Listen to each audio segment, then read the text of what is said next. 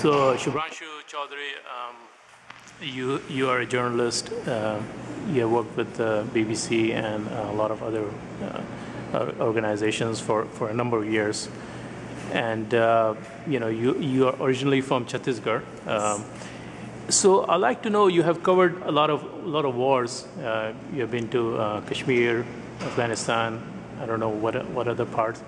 But what is the difference or similarity between wars happening in different parts of the world and what you see when you return to Chhattisgarh?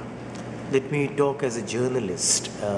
If you go to Kashmir, if you go to Sri Lanka, which is no more a war, you do one thing is you find a local reporter who works with you. You go to Kashmir, you find a Kashmiri to work with you. You go to Sri Lanka, you find a journalist who speaks both the languages of Tamil and Sinhala to cover that war. But when you go to Chhattisgarh, there's a war going on, but there is not many journalists, rather it's very difficult to find any journalist who speak any tribal language.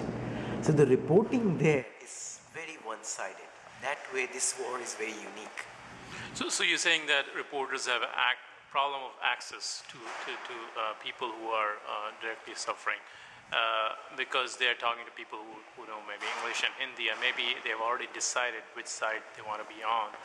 Is that what yes, when you go to a tribal village, a person who speaks Hindi, there are not many English speakers there.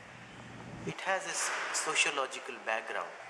More or less, a Hindi speaker in a tribal community is synonymous with English speaker in a mainstream Indian society. Right. So if a person is speaking Hindi, that means he is from that creamy layer of that tribal society who more or less identifies with mainstream Indian community, has similar views that if it is a steel plant which is coming, which will be helpful to him or her, but that may not be the opinion of a huge majority who does not speak Hindi, and they are the main supporters, what we find, of the Maoists. So as journalism goes, we are failing to reach that section of tribal community who is actually helping the Maoists. So you're trying to solve that problem by CGNet.in website. So tell us about this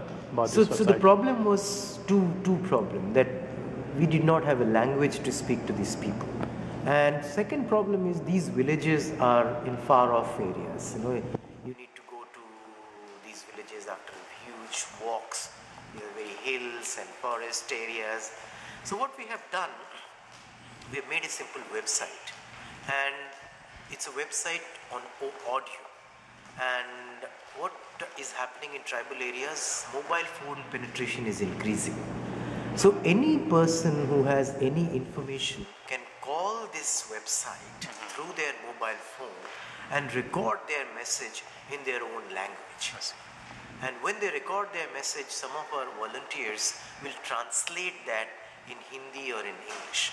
So this way we are trying to reach that community who we were not able to reach for these two problems of different language and the distance. And how's the response so far to your website? Response has been just fantastic. Our server is still sitting in Bangalore. We have not been able to bring it to people, near to people, so people need to call a Bangalore number. And it may be 5 or 10 rupees, but that's quite a lot of money for tribal community where money is very scarce. But the number of people calling is increasing every day. So that shows that there was a need of this kind of service in that area where people wanted to tell what is happening in their area. And who are the users? I mean, who are the people who are accessing this information or this news that is being generated by? I suppose it's people from that area only who wants to know about what is happening in their area, because the reports which are coming are from that area. It's simple rural reporting. Okay, there are some reports about police atrocity. There are some reports about what's happening in the area in in crime scene. But it's normally about there is no water, there is no teacher in the village, there is no hospital, these kind of reporting. So it's very localized reporting. So I suppose the people from that area who understand that language, wants to know about what's going on in their area, they are only listening. So what are some of the difficulties or challenges of running this unique experiment?